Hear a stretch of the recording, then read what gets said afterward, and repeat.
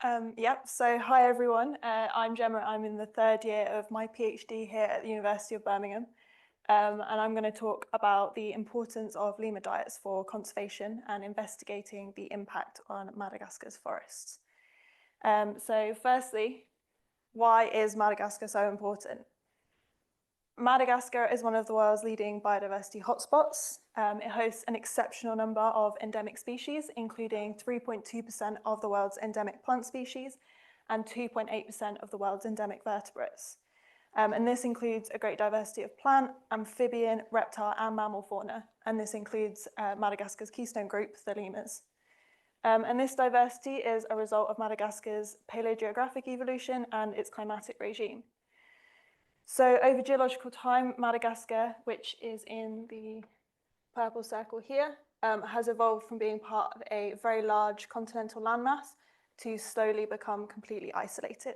And by around 50 million years ago, it was completely isolated from any other landmass, which means that all of its flora and fauna has evolved in complete isolation for just about the last 50 million years of geological time. So as a result, we see quite an absence of quite a few groups. On most continents, you'd expect to see ungulates, which are sort of four-legged, cloven-hooved animals like horses, deer, sheep. These are completely absent from Madagascar. So if you think about sort of niches that they inhabit, lemurs and some other groups expanded to fill that niche. And also over the course of this paleogeographic evolution, Madagascar has been subject to some very erratic weather conditions, even compared with other similarly tropical areas. So this has provided a very unique set of conditions for Madagascar's inhabitants to evolve under. And as a result, we see that Madagascar is one of the most diverse places on the planet. The wide variety of plants and range of climatic conditions create a mosaic of different forests, as you can see here. And this makes the island, however, does make the island much more susceptible to anthropogenic activities. So things like slash and burn agriculture and logging cause fragmentation and edge formation much quicker than it would in a less diverse environment. So we need to develop methods to monitor the state of forest health so that we can work out how to continue to maintain it. And lemurs are a very important part of this forest. They are the most diverse and varied group of primates in the world. There are 108 currently known different species, and they have a huge range of life habits, morphologies, and live in a huge range of habitats. So I'm just going to go through a couple of examples. Probably the most well-known of all lemur species, the ring-tailed lemurs. They live primarily in the spiny forests, and they will eat just about any plant matter you'll give them. Blue-eyed black lemurs. They're sexually dichromatic. The males are black, the females are the reddish-brown colour. Cockerel sharks feed mostly on leaf material, and they have a very characteristic leaping motion they use to cover long distances. Dwarf lemurs. Currently, there are 10 known species, and these are nocturnal lemurs. They exhibit a type of torpor, which is hibernation during dry periods, and they're very small, about 30 centimetres in length, including the tail. Whereas red ruff lemurs are one of the largest lemur species. They feed mostly on fruit and are key seed dispersers on Madagascar. Mouse lemurs are another type of nocturnal lemur. They're even smaller than the dwarf lemurs. And a couple of decades ago, there were only 2 recognised species of dwarf lemur, and at present, when I last checked, there are currently 24. And then we've got eye-eyes, which I think are one of the best lemur species, one of the strangest too. They have a long middle finger, which they use to catch insects out of holes in tree trunks. So I hope you can see, just from looking at 7 different types of lemurs, just how varied they are. And not only are they important for biodiversity, but they are integral to maintaining Madagascar's forests. So they're very important ecosystem engineers providing essential services. So the feces produced by lemurs are of great value. They provide fertilizer and represent important nutrient cycling back into the forests. For those lemur species which feed on fruit, known as frugivores, the passage of seeds through the gut has been shown to greatly improve germination. This is both due to the passage of the seed itself through the gastrointestinal tract and movement of that seed away from the parent tree. It's been widely suggested there are quite a few co-evolutionary relationships between different fruiting trees and their dispersed lemur species on Madagascar. And in a similar vein, many lemur species aid in pollination of large trees by transporting pollen between flowers. And this is also debated to be an archaic co-evolutionary relationship. So there is no healthy Madagascan forest without the lemurs to maintain it, but both Madagascar's forests and lemurs are heavily threatened. 94% of lemur species were listed as threatened or worse by the IUCN Red List, and this is closely linked to forest loss from slash and burn agriculture and logging activities. They fragment the forests, and conservative estimates guess at 44% forest area loss since 1953. And with ongoing climate change influencing the already erratic weather patterns that Madagascar experiences, tree fruiting is becoming more and more unpredictable. With fruit production and seed dispersal by lemurs being a key process maintaining the forest systems, the lack of fruit availability could be detrimental to several lemur species and the forests that they inhabit. So it's unknown how this fragmentation of the forest and reduction in lemur communities is going to directly affect their important interactions, but the diets of lemurs could provide very important insight into this. Their diets are sourced directly from the forest, and therefore the composition and the change in composition of their diets can tell us important information about the state of these interactions and where we might need to concentrate our conservation efforts. So traditionally, diets have always been monitored by behavioural observation. This is literally just following the lemurs around, noting down what they're eating and how long they're eating it for. As you can imagine, this raises a lot of unanswered questions. As I've already mentioned, Madagascar is extremely diverse, so there are a lot of different plants that lemurs might choose to eat. So this means that you have to be very knowledgeable about what plants there are and what they're eating when making these observations. And this is made even more complex by difficult naming systems on Madagascar. Depending on where you are and who you speak to, the same plant can have several different names. So this can lead to a lot of errors, a lot of very hard to analyze data. The lemurs themselves also represent quite a significant limitation. They have to be habituated to the presence of humans, and this can take quite a long time, and in the degraded edge habitats that we're interested in, it could be near impossible because they're very wary of human presence. And this doesn't take into account the really high number of nocturnal lemur species, which could be almost impossible to monitor accurately in the dark, especially when they're high up in the canopy.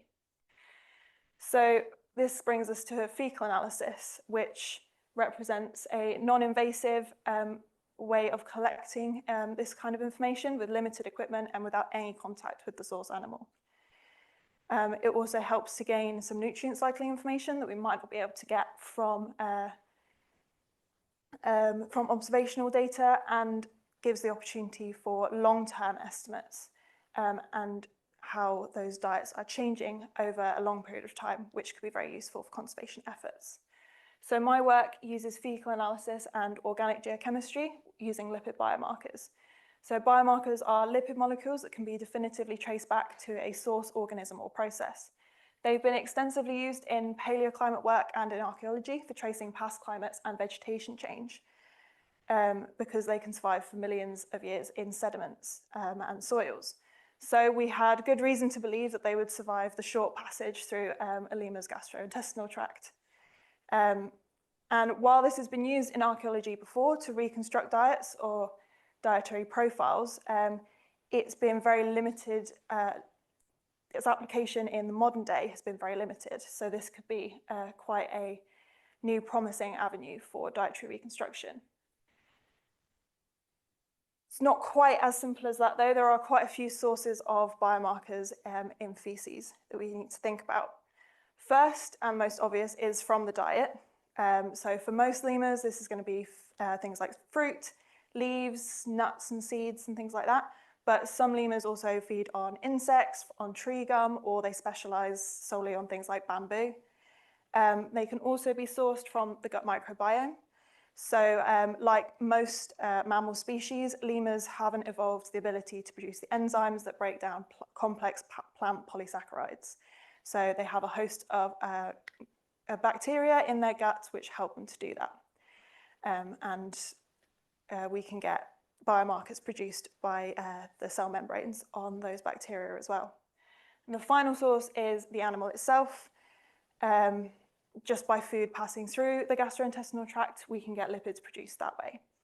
So we decided to make things easy for ourselves to start by looking at biomarkers that can only be produced by things that they're eating.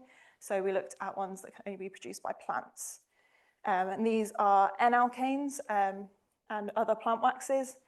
If you think about the surface of a leaf or of an apple, they're quite waxy and shiny, and N-alkanes and other plant waxes are part of that shiny coating. Most importantly, they are completely indigestible, so they won't be altered by the process of digestion and excretion. So our initial study looked at 3 lemur species. So we looked at one fruit-eating or frugivorous species, one leaf-eating or folivorous species, and one generalist. This is still herbivorous. There shouldn't be any insects in their diet, but we just refer to them as an omnivore or a generalist.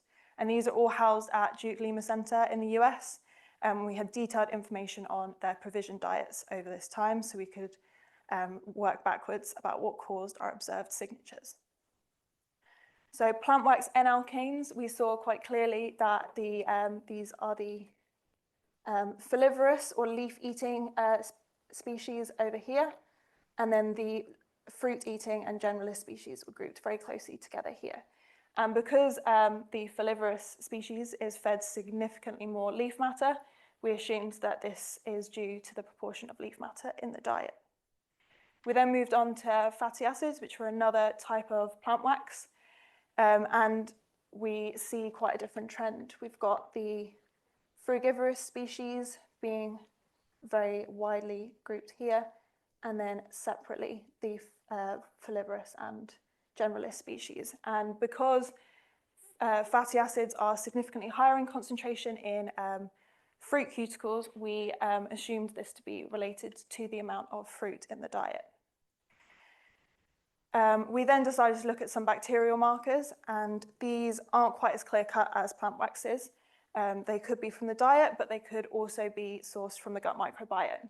So we had to be a bit more careful, but we just looked at 2 species here, a leaf-eating and a generalist species.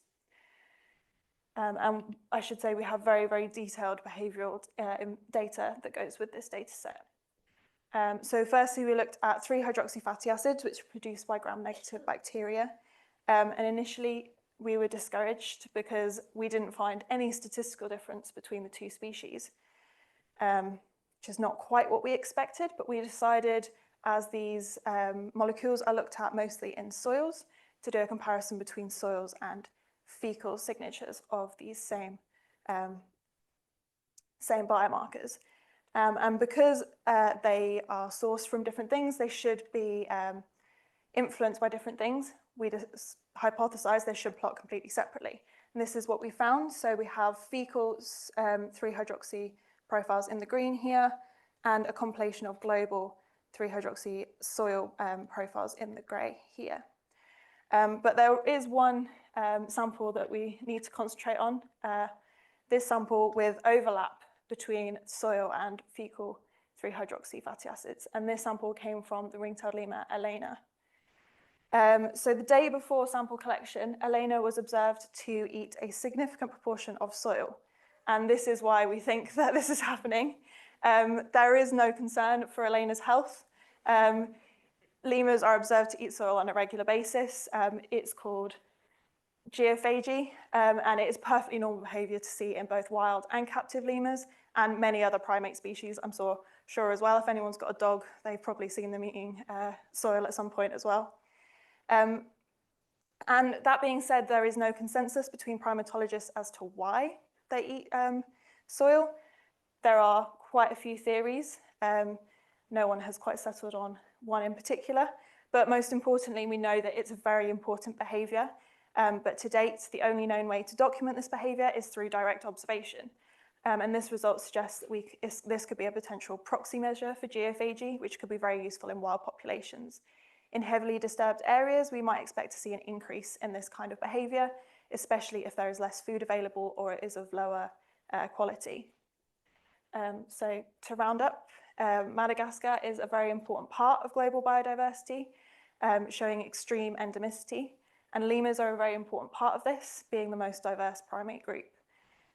Lemurs are essential to the forest health, providing seed dispersal, nutrient cycling, and pollination services, but they're heavily threatened, and diets could be a key way to monitor how their diets are changing in response to habitat fragmentation. And the organic biomarker content of feces could be the key to this, and we've shown that plant waxes can decipher the proportion of both leaf and fruit matter incorporated into the diet, and that we can look at geophagic behaviours as well. So thank you for listening, and to my supervisors, and most importantly, Forest Edge for funding me. So thank you.